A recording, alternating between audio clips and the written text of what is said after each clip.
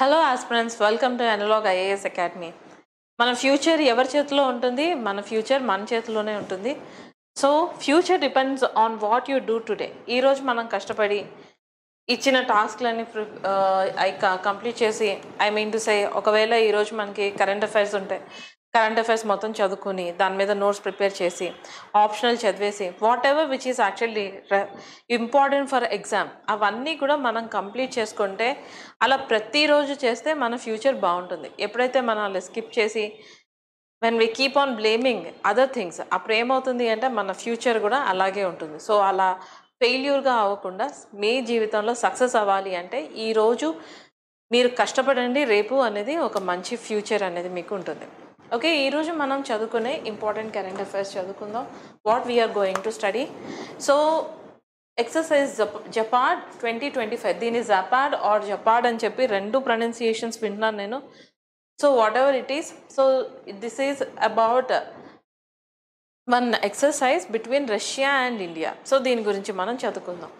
ఇంకా CP Radhakrishnan elected vice president of India. మనందరికీ తెలుసు, ధన్కర్ గారు రిజైన్ చేసిన తర్వాత వైస్ ప్రెసిడెంట్ ఆఫీస్ అనేది మనకి వేకెంట్గా ఉంది. సో ఆ భర్తీని కంప్లీట్ చేయడానికి మనకి ఏమైంది అంటే సిపి రాధాకృష్ణన్ గారిని మన వైస్ ప్రెసిడెంట్గా ఎన్నుకొనబడ్డాం అనమాట. ఇంకా జైంట్ ఆఫ్రికన్ స్నేయిల్. సో ఇది ఎందుకు న్యూస్లో ఉంది? చెన్నైలో ఈ జైంట్ ఆఫ్రికన్ స్నేయిల్ గురించి ఎందుకు ఉంది? సో దీనివల్ల వస్తున్న సమస్యలు ఏంటి? What are this nematodes? వీటన్నిటి గురించి మనం ఈ ఆర్టికల్లో చదువుకుందాం. ఇంకా సెన్సస్ ఆఫ్ ఇండియా 2027. మన సెన్సస్ అనేది మనకి 10 yearsకి ఒకసారి మనం తీసుకుంటాం. డికేడల్ సెన్సస్ అని చెప్పేసి అంటాం. సో మనకి 2011లో సెన్సస్ అనేది తీసుకున్నాం. సో 2011లో సెన్సస్ తీసుకుంటే మళ్ళీ మనం ఎప్పుడు తీసుకుంటున్నాం? 2021లో సెన్సస్ అనేది చెయ్యాలి. కానీ ఇక్కడ ప్రాబ్లం ఏమైంది అంటే అప్పుడు కోవిడ్ పాండమిక్ కారణంగా, it is because of pandemic, so health concerns అనేవి ఉన్నాయి కాబట్టి ఆ టైం పీరియడ్లో ఇది జరగలేదు అనమాట. సో ఈవెన్చువల్లీ మనకి ఏం జరిగింది అంటే ఈ 2027కి ఇది పోస్ట్పోన్ చేశారు. ఇంకా next Australia's MQ-28A ghost bad drone development. ఇది వీళ్ళ సొంతంగా వాళ్ళ దేశంలో తయారు చేసుకున్నారు. ఈ ఎయిర్ క్రాఫ్ట్ గురించి మనం చదువుకుందాం. So these are some important current affairs what we are going to study in today's session. So let us start the session. The first article of the day, exercise part 2025. So what is this talking about? So ఇది మనకి India and Russia మధ్య ఉన్న defence టైస్ని బలపరిచే ఒక exercise అనమాట. So మన భారతదేశం నుంచి మన ఆర్మ్ ఫోర్సెస్ కంటింజెంట్ అంటే ఒక స్క్వాడ్ అని అర్థం. ఓకే, కొంతమంది. ఓకే, సో వీళ్ళని ఏం చేస్తారు అంటే వాళ్ళని రష్యాకి పంపిస్తారు. ఆ రష్యాలో వాళ్ళు ఎక్సర్సైజ్ పార్ట్ 2025లో వీళ్ళు పార్టిసిపేట్ చేస్తారు. సో వీళ్ళు ఎక్కడికి వెళ్తారు అంటే there is one place which is specified, Nizhny. So అక్కడ మనకి మ్యూలినో ట్రైనింగ్ గ్రౌండ్ అని చెప్పి ఇక్కడ వీళ్ళకి మనకి ఏం చేస్తారు అంటే ఒక ట్రైనింగ్ అనేది ఇస్తారు. ఇంకా ఈ వాట్ ఈస్ దిస్ జపాడ్ 2025? ఇది మల్టీలేటరల్ మిలిటరీ ఎక్సర్సైజ్. ప్రస్తుతం ఈ ఇయర్లో ఇది రష్యా హోస్ట్ చేస్తుంది అనమాట. సో మనకి ఏం చేస్తారు అంటే high intensity conventional warfare counter terrorism operations. So రష్యాతో మనకి ఎప్పుడు మంచి టైస్ అనేవి ఉంటాయి. సో మనం క్రూడ్ ఆయిల్ రష్యా నుంచి కొనుక్కుంటున్నాము. అండ్ సెకండ్ థింగ్ ఏంటి అంటే మన డిఫెన్స్ టైస్ కూడా మనకి రష్యాతో ఉన్నాయి. సో ఈ రెండింటిని బ్లేమ్ చేసి యూఎస్ఏ మన మీద శాంక్షన్స్ని ఇంపోజ్ చేసింది. ఇనిషియల్లీ 25% అండ్ తర్వాత మళ్ళీ ఇంకొక 25%. సో రెండు కలిపి 50% అని చెప్పారు. సో ఈ కాంటెక్స్లో మనకి రష్యాకి మధ్య ఏం జరుగుతున్నా సరే మనకి ఇంపార్టెంట్ అవుతుంది. అంతేకాకుండా రష్యా మ్యాప్ని గుర్తుపెట్టుకోండి. మీరు అట్లస్ తీసుకొని రష్యా మ్యాప్ని పాయింట్అవుట్ చేసి దాని నేబరింగ్ కంట్రీస్ అనేది చూసుకోండి. దాంట్లో ఉన్న ఇంపార్టెంట్ మౌంటైన్ రేంజెస్, వాల్కెనోస్ ఉంటే వాల్కెనోస్, తర్వాత దాని మ్యారిటైమ్ సీ బౌండరీ, ఇలాంటివన్నీ కూడా మనకి ఎగ్జామినేషన్ పాయింట్ ఆఫ్ వ్యూలో చాలా ఇంపార్టెంట్. ప్రిలిమ్స్లో మనకి యూజువల్లీ మ్యాప్ పాయింటింగ్ నుంచి ఇలాంటి క్వశ్చన్స్ అనేవి మనకి వస్తాయి. సో ఇప్పుడు రైట్ నౌ మనకి జపాడ్ 2025 చూసుకుంటే ఇది మల్టీలేటరల్ ఎక్సర్సైజ్. ఇక్కడ మనకి ఏం చేస్తారు అంటే కన్వెన్షనల్ వార్ఫేర్ గురించి మాట్లాడతారు. కన్వెన్షనల్ వార్ఫేర్ అంటే యుద్ధ భూమిలో ఎలా ఫైట్ చేసుకుంటారు. ఓకే, సో అంతేకాకుండా counter terrorism operations. So terrorism కనుక చూసుకుంటే ఒక లిమిటెడ్ నెంబర్ ఆఫ్ పీపుల్ ఒక దేశాన్ని భయపెట్టే ఒక ప్రక్రియ, జస్ట్ బికాస్ వాళ్ళ ఐడియాస్ అనేవి అలైన్ అవ్వవు కాబట్టి. సో ఇలాగ ఏం చేస్తున్నారంటే టెర్రరిస్టులు అనేవాళ్ళు వేరే, సో టెర్రరిస్ట్ ఐడియాలజీస్ ఒక్కొక్క దేశానికి ఒక్కొక్కటి టెర్రరిస్ట్ ఐడియాలజీగా అనిపిస్తూ ఉంటుంది. సో ఈ కౌంటర్ టెర్రరిస్ట్ యాక్టివిటీస్ని కూడా కట్టేల్ చేయడానికి సో నెక్స్ట్ ఇది ఒక మల్టీనేషనల్ ఎన్వైర్మెంట్స్లో ఈ ఎక్సర్సైజ్ అనేది జరుగుతుంది. ఇంకా నేషన్స్, ఏ నేషన్స్ ఇన్వాల్వ్ అంటే మనకి this is hosted by Russia this year. ఇంకా అంతేకాకుండా ఇండియా కూడా మనకి, ఇంకా మిగతా సెవరల్ పార్ట్నర్ కంట్రీస్ కూడా మనకి ఉన్నాయి. ఇంకా దీని హిస్టరీ మనం చూసుకుంటే what you mean by this Zapad, Russian for west అని దాని అర్థం అనమాట. జపాడ్ అంటే మనకి వాళ్ళ భాషలో రష్యన్ ఫర్ వెస్ట్ అని అర్థం. ఇంకా ఇది ఒరిజిన్ మనకి ఎప్పుడు స్టార్ట్ అయింది అంటే సోవియట్ ఇరాల్లో మనకి స్టార్ట్ అయింది. బట్ రైట్ నో యుఎస్ఎస్ఆర్ అనేది లేదు, ఇప్పుడు మనకి రష్యా మాత్రమే ఉంది కాబట్టి ఇంకా స్టిల్ ఇది కొనసాగుతుంది. ఇంకా మోడర్న్ టైమ్స్లో మనం చూసుకుంటే 2009 నుంచి ఇది ప్రతి 4 ఏళ్ళకి ఒకసారి క్వాడ్రినిలియన్ అని చెప్పేసి అంట.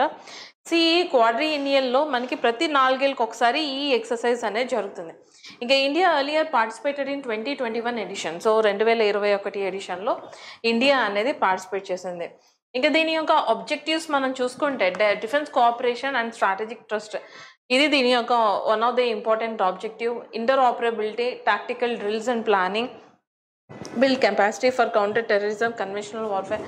దీని మీద మనకి ఏం క్వశ్చన్ అడగరు, I'm just explaining you about the objectivity.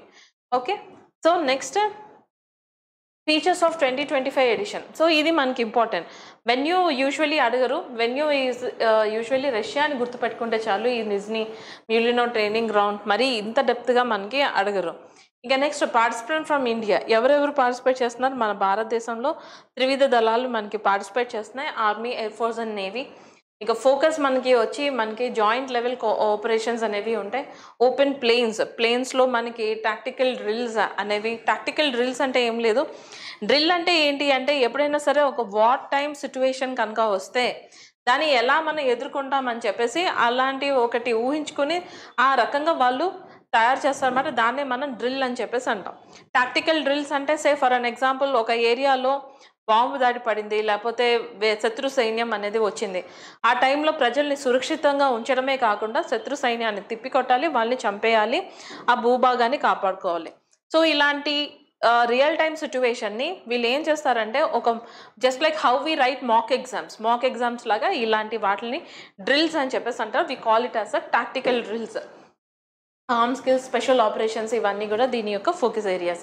ఇక అవుట్కమ్ ఏమవుతుంది? సో ఆబ్వియస్లీ ఈ లెవెల్లో ట్రైన్ కనుక అవుతే అదేమవుతుంది, ఇంప్రూవ్డ్ ఆపరేషనల్ సినర్జీ, ఇంకా లర్నింగ్, తర్వాత ఇండియా రష్యా యొక్క డిఫెన్స్ బాండ్ అనేది మనకి మెరుగు అనేది అవుతుంది.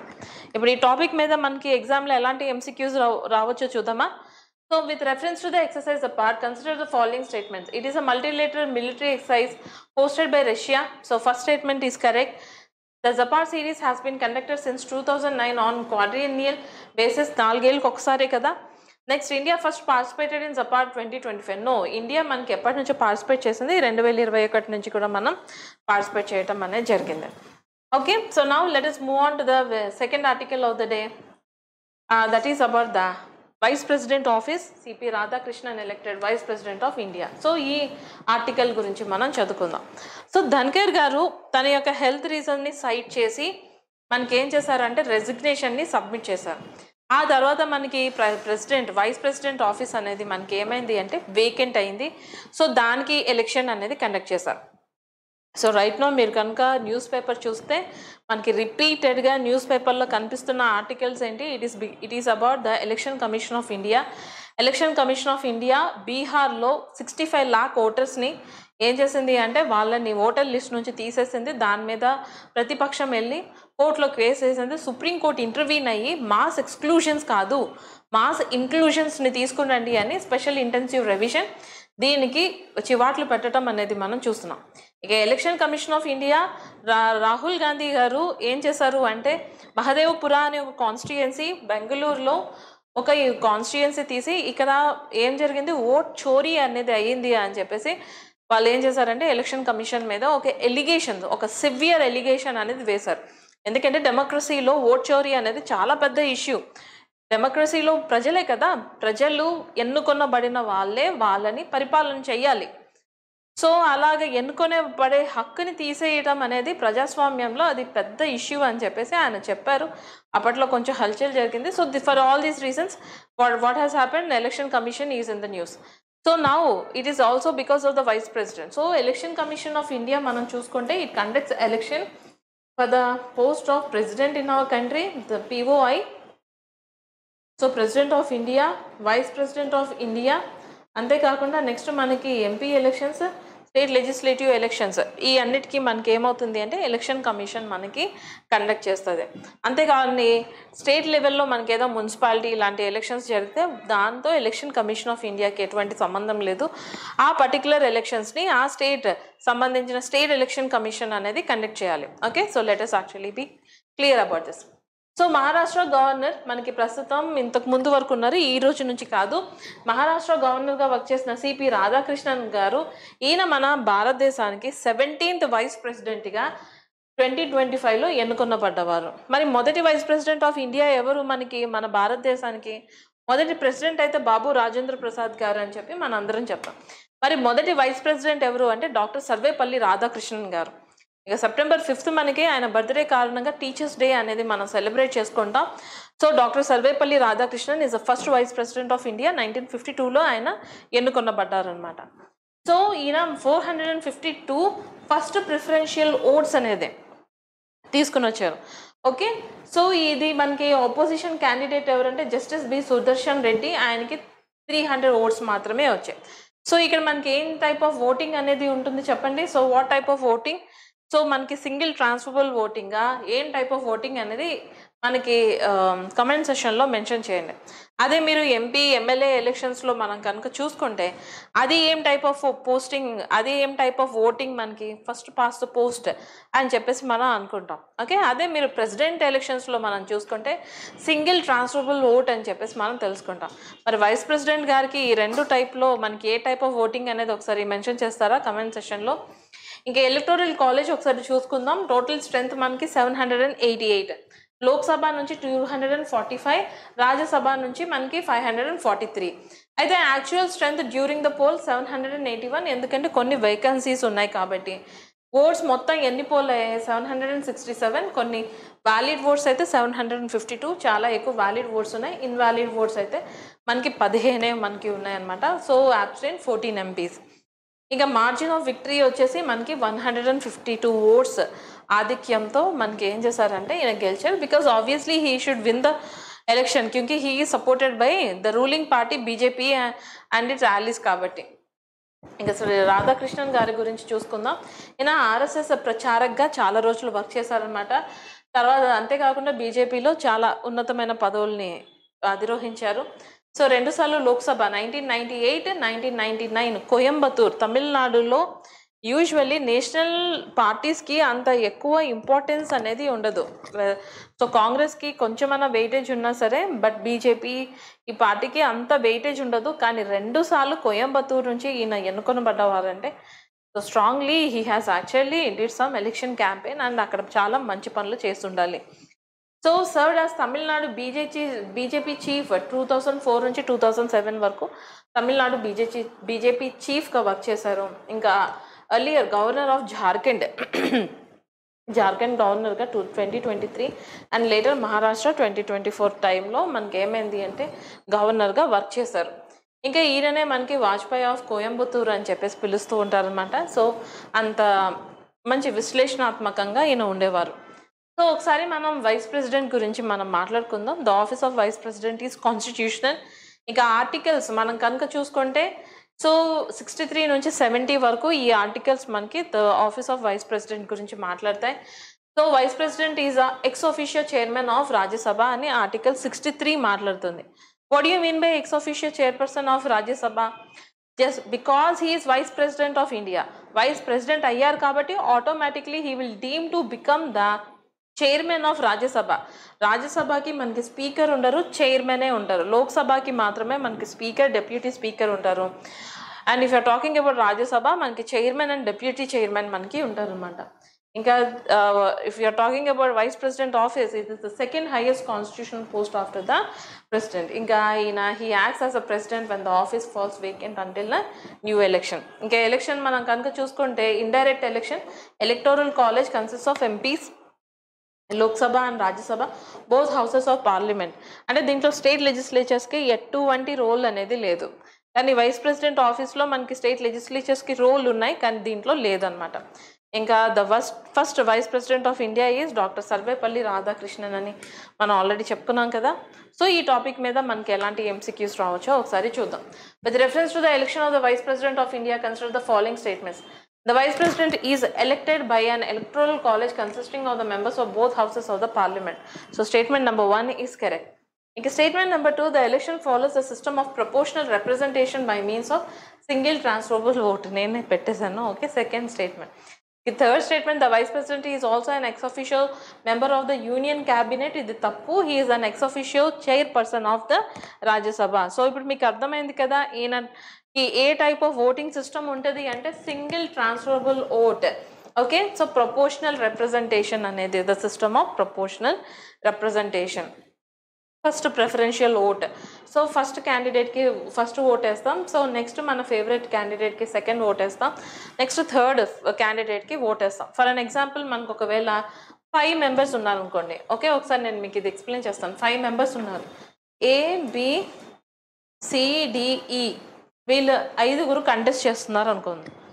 సో ఒక ఫస్ట్ పర్సన్ వచ్చారు, అతని ఫస్ట్ ప్రిఫరెన్స్ వచ్చేసి ఏ, ఫస్ట్ ప్రిఫరెన్స్ అని, సెకండ్ ప్రిఫరెన్స్ సి అని ఇచ్చారు, థర్డ్ ప్రిఫరెన్స్ ఈ అని ఇచ్చారు, ఫోర్త్ ప్రిఫరెన్స్ బి అని ఇచ్చారు, ఫిఫ్త్ ప్రిఫరెన్స్ డి అని ఇచ్చారు.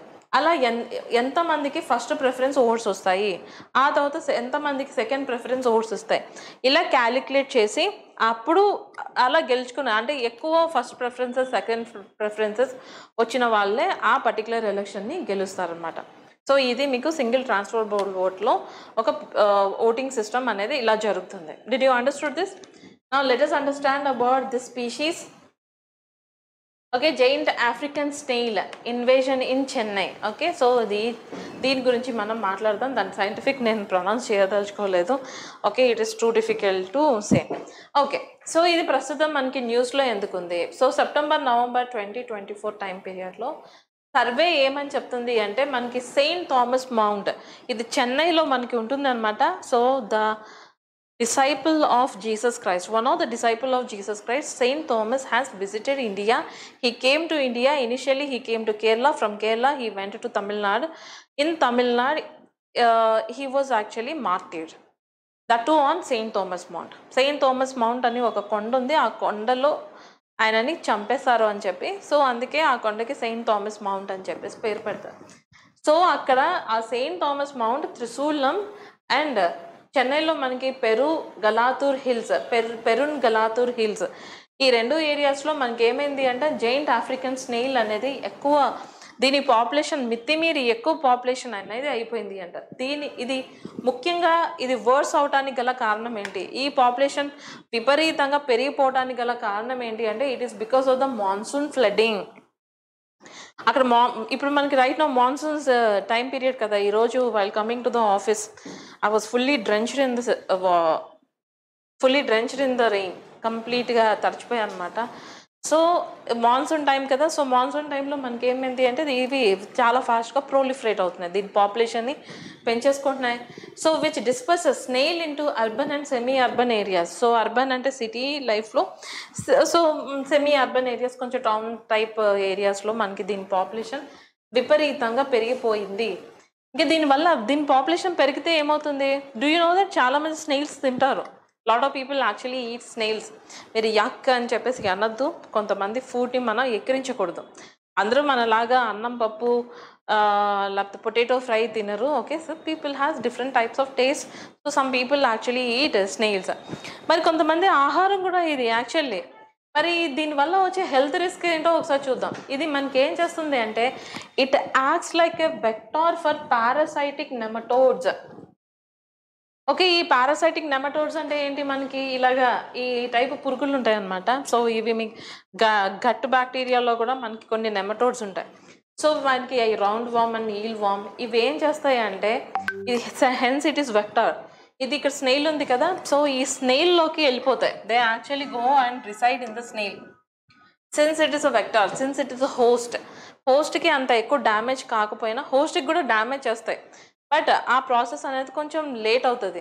కానీ ఈ స్నేల్స్ని కాంటాక్ట్ వచ్చిన హ్యూమన్ బీయింగ్స్ కానీ ర్యాట్స్ని కానీ ఇవి విపరీతంగా బాధపడతాయి అన్నమాట. ఓకే, సో హ్యూమన్ బీయింగ్స్ కనుక దీని కాంటాక్ట్లోకి వచ్చి ఈ స్నేల్ న్యూసిన్, ఇది ఒక పదార్థాన్ని వదులుతుంది, స్టిక్కీగా ఉంటుంది, దాన్నే మనం స్నేల్ మ్యూసిన్ అంటాం.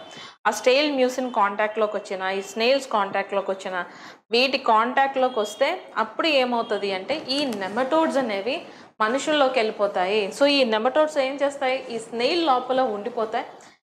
ఇది మనకి హ్యూమన్ బీయింగ్స్ ఇంకా మిగతా యానిమల్స్ అంటే రాట్స్ ఇలాంటి వాటిని ఏం చేస్తాయి, when they come in contact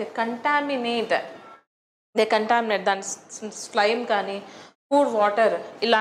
so అక్కడ ఆ స్నేల్స్ కారణంగా వాటర్ తాగితే వీటి కారణంగా మనకి కొన్ని రోగాలు వస్తాయి. ఏం టైప్ ఆఫ్ రోగాలు వస్తాయో చూద్దాం. యాంజియోస్ట్రాంగిలిస్ క్యాంటోనెనిసిస్. ఓకే, దీనివల్ల ఇస్నోఫీలియా అనేది వస్తుంది. ఇస్నోఫీలిక్ మెనింజోఎన్సెఫలైటిస్. సో మెనింజైటిస్ ఎన్సెఫలైటిస్ అంటే అదొక ఇన్ఫ్లమేషన్. సో ముఖ్యంగా మెదడు వాపు అని చెప్పేసి అంటాం, బ్రెయిన్ ఇన్ఫ్లమేషన్. ఇక నెక్స్ట్ యాంజియోస్ట్రాంగిలిస్ కోస్టారికానిసిస్. ఐ థింక్ ఇది కోస్టారికాలో కనిపెట్టారేమో ఈ పర్టికులర్ స్పీషీస్ని. దీని కారణంగా అబ్డామినల్, సో కడుపు నొప్పి, వామిటింగ్స్ ఇలాంటివన్నీ మనకి వస్తూ ఉంటాయి. సో ఇది ట్రాన్స్మిషన్ అలా జరుగుతుంది. ఈ స్నేల్ నుంచి అసలు మనుషులకి ఎలాగ ట్రాన్స్మిట్ అవుతుంది, so contaminated snails residues. So ఆ స్నేల్స్ స్లైమ్ కానీ మ్యూసిన్ కానీ దాని కాంటాక్ట్లోకి రావటం, స్నేల్స్ని ముట్టుకోవటం, స్నేల్ని ఫుడ్గా తీసుకోవటం, దీనివల్ల ఇది ఒక పబ్లిక్ హెల్త్ కన్సర్న్గా ఎఫెక్ట్ అవుతుంది. ఇక ఎకలాజికల్ అగ్రికల్చరల్ ఇంపాక్ట్ చూసుకుంటే 500 ప్లాంట్ స్పీషీస్ని ఇంక్లూడింగ్ ఫుడ్ క్రాప్స్, ఇవన్నీ కూడా స్నేల్స్ యొక్క ఆహారం. ఓకే, ఎక్కువ స్నేల్స్ అంటే ఎక్కువ క్రాప్స్ని తినేస్తాయి. ఆ క్రాప్స్లో మనకి అగ్రికల్చరల్ క్రాప్స్ కూడా ఉన్నాయి కాబట్టి ఖచ్చితంగా వీటి యొక్క ప్రోలిఫరేషన్ని ఎట్ ఎనీ కాస్ట్ మనం ఆపేయాల్సి ఉంటుంది. ఇంకా ఇది మనకి నేటివ్ స్నేల్స్ తోటి కంపీట్ అవుతూ ఉంటుంది అండ్ స్ప్రెడ్స్ ప్లాంట్స్ పాథోజన్స్. ప్లాంట్స్లో డిసీజ్ కాజింగ్ ఏజెంట్స్ని మనం పాథోజన్స్ అంటాం. The study of pathogens is called as pathology. Okay, so మనకి ఇదేమవుతుంది అంటే నేటివ్ స్నేల్స్ తోటి, ఇది మనకి ఆఫ్రికన్ జైంట్ స్నేల్ కదా, ఇప్పుడు ఇది ఏంటి మన భారతదేశంలో సహజంగా ఉన్న స్నేల్ తోటి కంపీట్ అయ్యి ఇది నెక్స్ట్ ప్లాంట్స్కి కూడా ఆరోగ్యంని చెడగొడతాయి అన్నమాట. ఇంకా కాజెస్ సివియర్ క్రాప్ లాస్. దీని కారణంగా మనకి ఏమవుతాయంటే సివియర్ క్రాప్ లాస్ అవుతుంది. ఇంకా నేటివ్ ఎకోసిస్టమ్ని దెబ్బతీస్తుంది. ఇంకా అంతేకాకుండా the high adaptability makes eradication difficult. So ఇది చాలా పర్టికులర్ సిచ్యువేషన్స్కి కూడా తగ్గట్టుగా మనకి బతుకుతూ ఉంటుంది, అందుకే దీన్ని చంపేయటం అనేది చాలా కష్టం. ఇంకా హిస్టారికల్ స్ప్రెడ్ మనం చూసుకుంటే ఇది యాక్చువల్లీ ఈస్ట్ ఆఫ్రికాకి ఇది లిమిటెడ్గా ఉండేది. తర్వాత it was introduced in India in 1847, 1847లో మన భారతదేశంలోకి దీని ఎంట్రీ అనేది వచ్చింది. ఇంకా ఇది మనకి తమిళనాడు, కేరళ, కర్ణాటక ఇంకా మిగతా ఇండియన్ స్టేట్స్కి కూడా స్ప్రెడ్ అయింది. ఇది మనకి ఏషియా, ఆఫ్రికా, అమెరికా, పసిఫిక్ ఈ ఏరియాస్లో మనకి ఇది ఆల్రెడీ కనిపిస్తూ ఉంటుంది.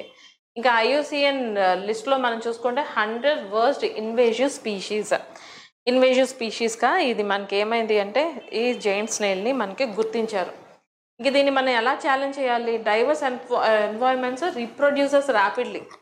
ఎలాంటి కష్టమైన ఎన్వైర్న్మెంట్ని అయినా తట్టుకోగలుగుతుంది, చాలా వేగంగా ఇది మనకి ఏమవుతుంది అంటే ప్రోలిఫరేట్ అవుతుంది, అంటే పిల్లల్ని ఎక్కువ పెట్టేసుకుంటూ ఉంటుంది.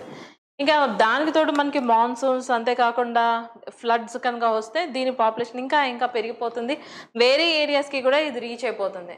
సో దీన్ని ఇరాడికేట్ చేయటం అనేది ఆల్మోస్ట్ చాలా కష్టంగా అవుతుంది అన్నమాట. ఇంకా కొన్ని కంట్రీస్ అయితే వీటి యొక్క సేల్ని మనకి పొజిషన్ కానీ సేల్ కానీ బ్యాన్ చేసేసాయి. సో దీని మీద విపరీతంగా పబ్లిక్ అవేర్నెస్ అనేది క్రియేట్ చేయాలి, స్ట్రిక్ట్ మానిటరింగ్ అనేది చేయాలి, లేకపోతే పబ్లిక్ హెల్త్కి సీరియస్ ఇష్యూస్. మెదడు వాపు అనేది చాలా డేంజరస్ ఇష్యూ అండి. సో ఎందుకంటే మనం పిల్లల్ని కనుక చూసుకుంటే children usually love to play in rain, they usually play in mud also. ఆ మడ్లో మనకి ఇన్ఫెస్టెడ్ స్నేల్ కనుక ఉంటే వాళ్ళకి ఖచ్చితంగా ఈ మెదడు వ్యాధి రావటం, లేకపోతే కడుపు నొప్పి రావటం, సివియర్ గట్ ఇష్యూస్ రావటం ఇలాంటివన్నీ జరుగుతూ ఉంటాయి. అంత పెద్దవాళ్ళకి కూడా ఇవి జరుగుతూ ఉంటాయి. ఇవి ర్యాట్స్ని కూడా కంటామినేట్ చేస్తారు. ర్యాట్స్ కూడా దీని టార్గెట్ పాపులేషన్ అనమాట. ఈ స్నేల్ వల్ల కాదు యాక్చువల్లీ ఈ రోగం అంతా వచ్చేది, స్నేల్ లోపల ఉండే నెమటోడ్స్ వల్ల వచ్చే problem. Okay, so now let us see how these MCQs can come. Consider the following statements regarding the giant African snail. So it is native to East Africa and was introduced to India in the 19th century. So statement number 1 is correct. It is known carrier of parasites that cause meningoencephalitis in human beings. That is correct. It feeds exclusively on aquatic vegetation and does not impact agriculture. ఇది agricultural క్రాప్స్ని కూడా తింటుంది అని చెప్పుకున్నాం కదా. 500 plant స్పీషీస్ని తింటారు, దాంట్లో మనకి agricultural crops కూడా ఉన్నాయి. కాబట్టి statement number 3 is incorrect. So ఒకసారి మనం సెన్సస్ గురించి చదువుకుందాం. అసలు సెన్సస్ తీసుకోవాలా ఒక దేశంలో? ఎందుకంటే ఇది చాలా లెబోరియస్ టాస్క్. సెన్సస్ తీసుకోవటం అనేది చాలా చాలా లెబోరియస్ టాస్క్. మరి అలాంటిది మనం సెన్సస్ అనేది తీసుకోవాలా? దీని మీద వేలకి వేల రూపాయలు ఖర్చు పెట్టాలా అంటే డెఫినెట్లీ ఖర్చు పెట్టాలి. ఎందుకంటే ఏదైనా ఒక పాలసీ మేకింగ్లో కానీ పాలసీ ఫ్రేమింగ్లో కానీ real numbers actually are very important. So మనకి సెన్సస్ అనేది అందుకే చాలా ఇంపార్టెంట్ అనమాట. డెమోగ్రఫిక్ డివిడెండ్ ఎంత ఉంది, ఏ పాపులేషన్ ఏ రాష్ట్రంలో ఎక్కువ ఉంది, ఏ రాష్ట్రంలో తక్కువ ఉంది, ఎక్కడ మనకి పాపులేషన్ అనేది సివియర్ ప్రాబ్లమ్స్ ఫేస్ చేస్తున్నాయి, ఇలాంటి క్వశ్చన్స్ అన్నిటికీ ఆన్సర్ మనకి సెన్సస్ ఇస్తుంది. ఓకే, సో ఏ జెండర్ ఎలా మనకి రెస్పాండ్ అవుతుంది, లిటరసీ ఎంత ఉంది, ఇలాంటి మోర్టాలిటీ రేట్ కానీ బర్త్ రేట్ కానీ fertility rate. So who is going to give answers for all these things? సెన్ససే ఇస్తుంది వీటన్నిటికీ. సో సెన్సస్ గురించి మనం ఒకసారి చదువుకుందాం. 2027 సెన్సస్ ఆఫ్ ఇండియా ఇది మనకి ఫస్ట్ ఫుల్లీ డిజిటల్ సెన్సస్ అనమాట. ముఖ్యంగా ఎంతమంది వర్క్ చేస్తున్నారు మన భారతదేశంలో ఈ సెన్సస్ ఈ డేటాని కలెక్ట్ చేయడంలో అంటే 34 lakh ఎన్యూమిరేటర్స్. సో 34 మంది దీంట్లో వర్క్ చేయటం అనేది జరుగుతుంది. ఇంకా వీళ్ళు ఏం చేస్తారంటే వాళ్ళ దగ్గర ఉన్న స్మార్ట్ ఫోన్స్ని యూజ్ చేసుకొని డేటాని కలెక్ట్ చేసుకుంటారు. So they use the smart phones to collect the data. ఇంకా ఈ సెన్సస్ 2027లో మనం చూసుకుంటే digital data collection and mobile apps use చేసుకుంటారు. సెన్సస్ని కలెక్ట్ చేసే ఎన్యూమరేటర్స్ ఏం చేస్తారంటే కొన్ని డెడికేటెడ్ యాప్స్ అది ఆండ్రాయిడ్ అండ్ iOSలో అంటే యూజువల్లీ యాపిల్ ప్రోడక్ట్స్లో మనకి యూజ్ అవుతాయి. ఇంకా డేటా అప్లోడెడ్ దీని కారణంగా whatever the data which is uploaded via those apps అవి ఏం జరుగుతాయంటే directly they are sent to the central server faster and more accurate. Okay, so next మనకి ఇది personal smart phones reduces cost of hardware. So smart ఫోన్సే use చేస్తున్నారు, అది కూడా సొంత స్మార్ట్ ఫోన్స్ని యూజ్ చేస్తున్నారు. కాబట్టి సో ఇప్పుడు మనకి ఏదైతే హార్డ్వేర్ దానికి రిలేటెడ్ పెన్స్ కానీ పేపర్స్ కానీ ప్యాడ్స్ కానీ ఇలాంటి ఏదైతే ఉన్నాయో వాటన్నిటిని తగ్గించవచ్చు అనమాట. దాని ఖర్చు అంతా కూడా మనం లిమిట్ చేయవచ్చు. పేపర్ ఎంట్రీస్, సో ఎక్కడైనా సరే మనకి పేపర్ ఎంట్రీస్ ఉంటే ఎందుకంటే అన్ని ప్లేసెస్లో మనకి నెట్వర్క్ స్ట్రాంగ్గా ఉండదు. సో అందుకనే కొన్ని ప్లేసెస్లో మనకి పేపర్ ఎంట్రీస్ అనేది important. They will later be digitize. So ప్రస్తుతం మనకి పేపర్లో తీసుకున్న తర్వాత దాన్ని డిజిటలైజ్ చేస్తారు so that they can avoid the డ్యూప్లికేషన్ని అవాయిడ్ చేయడానికి. ఇంకా ఫేజెస్ అండ్ లాంగ్వేజ్ సపోర్ట్ మనం కనుక చూసుకుంటే దీంట్లో 2 ఫేజెస్ ఉన్నాయి. హౌస్ లిస్టింగ్ ఇది సెప్టెంబర్ 2026 నుంచి స్టార్ట్ అవుతుంది. ఏప్రిల్ నుంచి సెప్టెంబర్ మధ్య హౌసెస్ అన్నిటిని కూడా కౌంట్ చేస్తారు. నెక్స్ట్ పాపులేషన్ ఎన్యూమిరేషన్ కనుక చూసుకుంటే ఫిబ్రవరి 2027 ఇది మనకి సెప్టెంబర్ 26 నుంచి జమ్మూ అండ్ కాశ్మీర్, లద్దాఖ్, హిమాచల్ ప్రదేశ్, ఉత్తరాఖండ్ ఇక్కడ మనకి పాపులేషన్ ఈ ఏరియాస్లోకి కౌంట్ చేస్తారనమాట. ఇంకా లాంగ్వేజెస్ మనం కనుక ఏ భాషలను యూజ్ చేస్తారంటే ఇంగ్లీష్, హిందీ, అంతేకాకుండా రీజనల్ లాంగ్వేజెస్. ఇంకా సిటిజన్స్ సెల్ఫ్ ఎన్యూమరేట్. సో మనకి అందరికీ మనమే వెళ్ళి మేము సో అండ్ సో పీపుల్, మేము బర్త్ ప్లేస్ ఇంత, మా ఏజ్ ఇంత, మా నేమ్ ఇది అని చెప్పేసి మనమే చెప్పచ్చు. So and so people are in my family, they are located in somewhere else అనో ఇలాంటివన్నీ కూడా మనం లిస్ట్ అవుట్ చేయొచ్చు. ఇంకా geo tagging and digital mapping కూడా ఉంది ఈసారి. సో మనకి ఏం చేస్తారంటే అన్ని బిల్డింగ్స్కి residential, non residential will be geo tag. నిజంగా చాలా మంచి మూవ్ ఇది. ఇంకా నెక్స్ట్ డిజిటల్ లేఅవుట్ మ్యాపింగ్ కనుక చూసుకుంటే లాటిట్యూడ్, లాంజిట్యూడ్ కోఆర్డినేట్స్ తోటి. దీని కారణంగా ఏమవుతుంది అంటే మన భారతదేశంలో ఏదైనా సరే ఒక అటాక్ కనుక జరిగితే ఇది సెక్యూరిటీకి ఎంత ఇంపార్టెంట్గా వర్క్ చేస్తుంది అంటే దీని కారణంగా మనం చాలా మిటిగేట్ చేయవచ్చు. We can actually mitigate all these things. So ఇలాంటి జియో ట్యాగింగ్ అనేది చాలా ఇంపార్టెంట్. ఇంకా అంతేకాకుండా దీనికి GIS maps of house listing blocks వీటన్నిటి కూడా దీనికి అసైన్ చేస్తాం అన్నమాట. సో చాలా సైంటిఫిక్గా జరగబోతుంది ఈసారి సెన్సస్ కనుక మనం చూసుకుంటే. ఇక యాక్యురసీ అండ్ స్పేషియల్ అనాలిసిస్ అనేది చాలా ఇంపార్టెంట్. క్యూంకి భారతదేశాన్ని మనం కనుక చూసుకుంటే it is the most populous country in the entire world అని చెప్పారు కదా. సో అలాంటి పాపులస్ కంట్రీస్లో కూడా ఇంత డైవర్సిటీ, ఎందుకంటే ఇండియాలో ఉన్నంత diversity. So if you're talking about diversity, it is present in language, it is present in the national whatever you take, ప్రతి దాంట్లో మనకి డైవర్సిటీ అనేది చాలా ఉంది. సో ఈ డైవర్సిటీని కూడా మనం అడ్రస్ చేస్తూ ఒక డిజిటలైజ్ సెన్సస్ అనేది తీసుకుని రావటం ఇంపార్టెంట్. అంతేకాకుండా మన భారతదేశం సిటిజన్స్ కాకుండా మన భారతదేశంలో సిటిజన్స్గా గుర్తించబడి మన ఎలక్షన్స్ని కంటామినేట్ చేస్తూ ఇలాగే ఎవరైతే థ్రెట్గా తయారవుతున్నారో అలాంటి వాళ్ళని కూడా ఈ సెన్సస్ డిజిటలైజ్ చేయడం కారణంగా మనం వేరేయచ్చు. ఓకే, ఇలాంటి బెనిఫిట్స్ అన్నీ కూడా మనకి ఉంటాయన్నమాట. ఇక రియల్ టైమ్ మానిటరింగ్ బడ్జెట్ మనం చూసుకుంటే register general of India develops a real time monitoring website. Okay, ఈ వెబ్సైట్ని వీళ్ళు డెవలప్ చేస్తారు. ఇంకా బడ్జెట్ మనం కనుక చూసుకుంటే so crore budget 14,618.95 crore budget is allocated because our country is so vast. ఇంకా ఇంతకుముందు మనం చూసుకుంటే 2011లో SECC వాళ్ళు ఏం చేసేవారంటే they use some devices supplied by the Bharat electronics limited. ఇప్పుడైతే డైరెక్ట్గా స్మార్ట్ ఫోన్లో యాప్స్ని డౌన్లోడ్ చేయటం, ఆ యాప్స్లో వాళ్ళు డైరెక్ట్గా ఇన్ఫర్మేషన్ని ఎక్కించటం. ఓకే, సో ఎక్కడైతే స్మార్ట్ ఫోన్ యాక్సెస్ అనేది ఉండదు, యాప్స్ అంటే అక్కడ నెట్వర్క్ అనేది ప్రాపర్గా ఉండదు, అక్కడ ఏం చేస్తారంటే డెఫినెట్లీ పేపర్ని బేస్ చేసుకొని బట్ ఈవెన్చువల్లీ దాన్ని కూడా డిజిటలైజ్ చేస్తారనమాట యాక్యురసీ కోసం. I hope you have completely understood this. So shall we understand how MCQs can come from this particular article? With reference to the Census of India 2027, consider the following statement. It will be the first census in India conducted entirely through the digital means. So sahi hai. All residential and non-residential buildings will be geotagged using GIS mapping. Adi kuda correct hai. Enumerators will be provided. New government smartphones to collect data. Ledu vaalla sonta smartphones lo vallu em cheyalante maps ni యాప్స్ని not the maps యాప్స్ని download చేసుకొని వాళ్ళు information అలాగా పెట్టాలి. Okay, so the last article of the day, Australia's MQ-28A ghost bat drone development. So ఇలాగా వాళ్ళ ఏంటిది అది గోస్ట్ బ్యాట్ డ్రోన్ అనేది ఇలాగ ఉంది అనమాట. ఇది వాళ్ళ దేశంలో సొంతంగా తయారు చేసుకున్నారు. ఇంతకుముందు వాళ్ళు USA మీద విపరీతంగా డిపెండ్ అయ్యేవాళ్ళు, వాళ్ళ దేశంలో సొంతంగా తయారు చేసుకున్నారు అనమాట. ఇంకా ఆస్ట్రేలియా మనకి ఏం చేసిందంటే అది MQ-28A గోస్ట్ బ్యాట్ అనేది ఇది వాళ్ళ ఫస్ట్ కాంబాట్ ఎయిర్ క్రాఫ్ట్, డైరెక్ట్గా మనకి యుద్ధ భూమిలో దింపే వచ్చేది. ఇది వాళ్ళు డొమెస్టిక్గా 50 సంవత్సరాల్లో మొదటిసారి డెవలప్ చేసుకున్నారంటే. ఎందుకు? మనమే ఎంత అడ్వాన్స్డ్గా ఉన్నాం డిఫెన్స్ సిస్టంలో కానీ మన స్పేస్ టెక్నాలజీలో కానీ, వీళ్ళు 50 years వరకు why they are like that? I really don't get that point.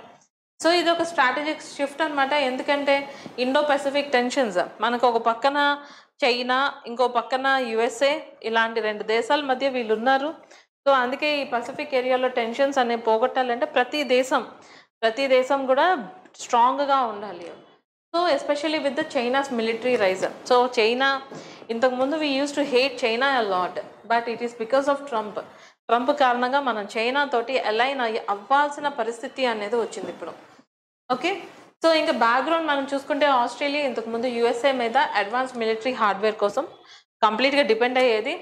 ఇంకా రీజనల్ థ్రెట్స్ చైనా కారణంగా, తర్వాత మనకి ఆస్ట్రేలియా మోడర్నైజేషన్ కోసం, ఇంకా వాళ్ళ దేశ సార్వభౌమత్వాన్ని వాళ్ళు కాపాడుకోవటం కోసం వాళ్ళు ఏం చేశారంటే ఈ డ్రోన్స్ని వాళ్ళు తీసుకొని వచ్చారు.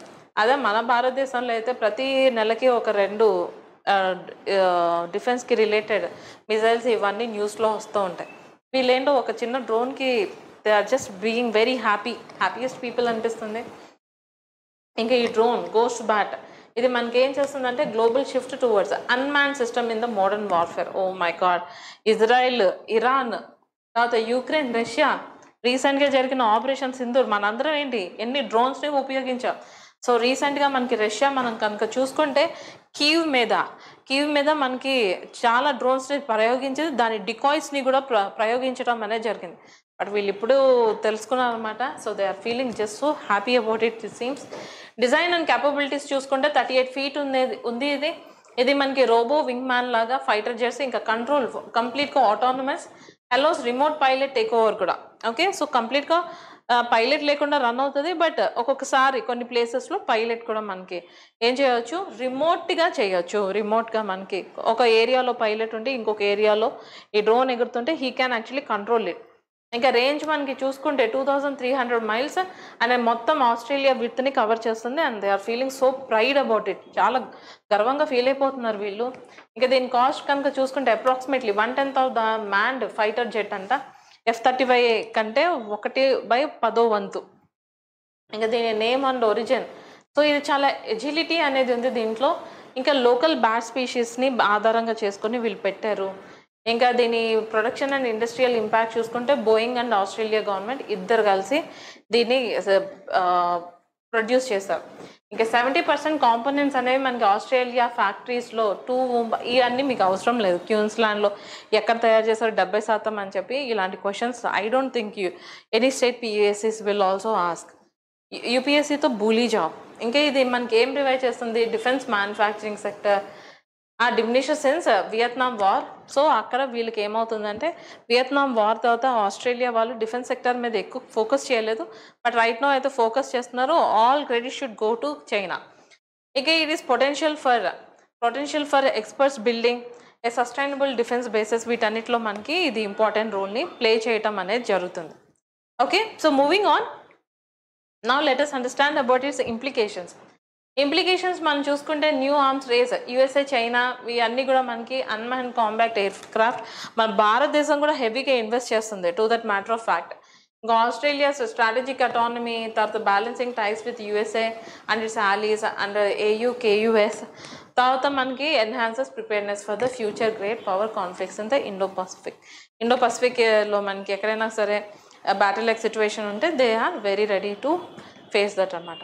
ఓకే, సో ఇంతటితో ఈరోజు కరెంట్ అఫైర్స్ అనేవి మనకి కంప్లీట్ అయిపోయాయి. I hope you have like current affairs. So నేను ఏం చేస్తున్నానంటే ఈసారి యూపీఎస్సీకి అయితే మనకి ఇలాబరేటెడ్ యూపీఎస్సీకి కొంచెం డిఫరెంట్ కరెంట్ అఫైర్స్ ఉంటాయి. సో మనం స్టేట్ పిఎస్ఎస్కి సంబంధించి మనం different type of current affairs ఎక్కువ స్టాట్స్ అనేది ఎంబెడ్ చేస్తున్నాను. Okay, so try to follow this current affairs. మళ్ళీ రేపు కొత్త టాపిక్స్తో మనం కలుసుకుందాం.